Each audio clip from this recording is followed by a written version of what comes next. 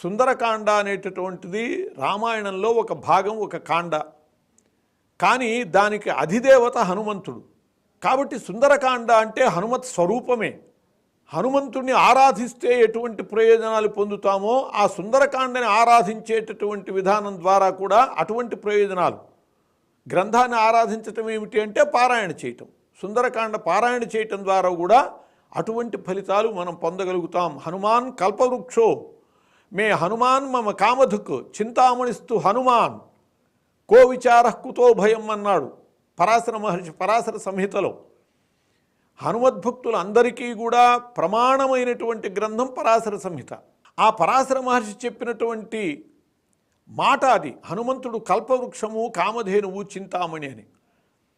ఆయన అధిదేవతగా కలిగినటువంటి సుందరకాండ కూడా కల్పవృక్షము, కామధేనువు, చింతామణి. అంటే ఏది కోరుకుంటే అది ఇస్తుంది. కల్పవృక్షం అంతే కదా, ఏది కోరుకుంటే అది ఇస్తుంది. అటువంటి శక్తి కలిగినటువంటిది సుందరకాండ. వాల్మీకి రామాయణంలో 7 కాండలు ఉన్నాయి. 7 కాండల్లో మిగతా కాండలన్నీ ఒక ఎత్తు, సుందరకాండ ఒక్కటి ఒక ఎత్తు. ఎందువల్లంటే సుందరకాండలో వాల్మీకి మహర్షి తన తపశ్శక్తిని ధారపోశాడు. అందువల్ల దాని గొప్ప శక్తి ఏర్పడ్డది. ఎప్పుడూ కూడా ఒక్కొక్క దానికి శక్తి వచ్చింది అంటే దాని వెనకాల తపస్సు ఉన్నప్పుడే దానికి శక్తి ఏర్పడుతుంది. కవులు ఒక్కొక్క చోట తన శక్తిని, తపశ్శక్తిని ఎక్కువ ధారపోస్తారు. వాటిని గ్రంథులు అంటారు. ఆంధ్ర భారతంలో విరాట పర్వం అది చాలా శక్తి గలది. ఆ విరాట పర్వం పారాయణ చేస్తే వర్షం కురుస్తుంది. ఎందుకంటే దాంట్లో తిక్కన సోమయాజి యొక్క యాజుష శక్తి ఉన్నది. యజ్ఞం వల్ల వర్షాలు కురుస్తాయి. ఆ యాజుష శక్తిని అక్కడ సమర్పించాడు. అలాగే పోతన భాగవతంలో రుక్మిణీ కళ్యాణం పారాయణ చేస్తే పెళ్ళిళ్ళు జరుగుతాయి. ప్రహ్లాద చరిత్ర పారాయణ చేస్తే అనుగ్రహం చేకూరుతుంది. గజేంద్ర మోక్షం పారాయణ చేస్తే కష్టాల నుంచి బయటపడతాం. ఈ రకమైనటువంటి శక్తులు ఆ రచయితలు వాటిలో సమర్పించడం జరిగింది. అలా సుందరకాండలో వాల్మీకి మహర్షి తన తపశ్శక్తిని ధారపోశాడు. అది ఆంజనేయ స్వామి కాండే, ఆంజనేయ స్వరూపమే. సుందరకాండనే ఒక మహామంత్రంగా చెప్పారు, మాలామంత్రం. అస్య శ్రీ సుందరకాండ మహామంత్రస్య వాల్మీకి ఋషి ఆంజనేయో దేవత. ఆంజనేయుడే దానికి దేవత. అటువంటి సుందరకాండని పారాయణ చేయటం ద్వారా సమస్త ప్రయోజనాల్ని సాధించుకోవచ్చు. వాల్మీకి ఈ కాండకి ఒక ప్రత్యేకత కల్పించాడు. మిగతా కాండలన్నీ బాలకాండ అన్నాడు, అంటే రాముని బాల్యాన్ని చెప్పేది. అయోధ్యాకాండ రాముడు అయోధ్యలో ఉన్నటువంటి చరిత్ర.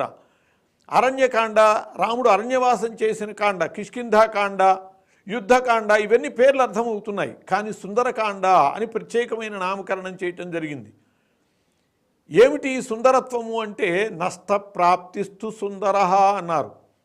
సుందరం అంటే ఏమిటంటే నష్టప్రాప్తి. ఒక వస్తువుని పోగొట్టుకున్న దాన్ని మళ్ళీ పొందటం ఉన్నదే, అది సుందరము అన్నారు. అది చాలా ఆనందకరం. ఒక వస్తువుని కొనుక్కున్నప్పుడు పొందే ఆనందం కంటే పొరపాటున అది పోతే తర్వాత దొరికినప్పుడు పొందేటటువంటి ఆనందం చాలా ఎక్కువగా ఉంటుంది. అది సుందరం అంటే. నష్టప్రాప్తిస్తు సుందర. సుతరాం ఆద్రియత ఇది సుందర అన్నారు. మిక్కిలి ఆదరణ కలిగినటువంటిది, ఎటువంటి వాళ్ళని కూడా ఆదరించేటటువంటిది సుందరకాండ. అటువంటి సుందరకాండ అనేక రకాల శక్తి కలిగినటువంటిదై అనుగ్రహిస్తూ ఉన్నది.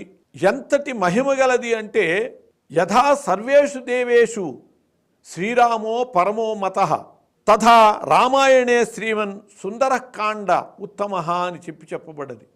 ఏ విధంగా అయితే సమస్త దేవతలలో శ్రీరామచంద్రుడు పరమమైనటువంటి వాడుగా ఉన్నాడో, రామయేవ పరబ్రహ్మ, రామయేవ పరం సత్యం, రామయేవ పరబ్రహ్మ, ఆయన పరంతత్వం, శ్రీరామో బ్రహ్మతారకం అని చెప్పబడ్డది. అటువంటి ఆ పరతత్వం ఎట్లా అయితే శ్రీరాముడో అలా దేవతల్లో శ్రీరాముడిలాగా ఈ సుందరకాండ అంత విశేషమైనటువంటిది రామాయణంలో అని చెప్పారు.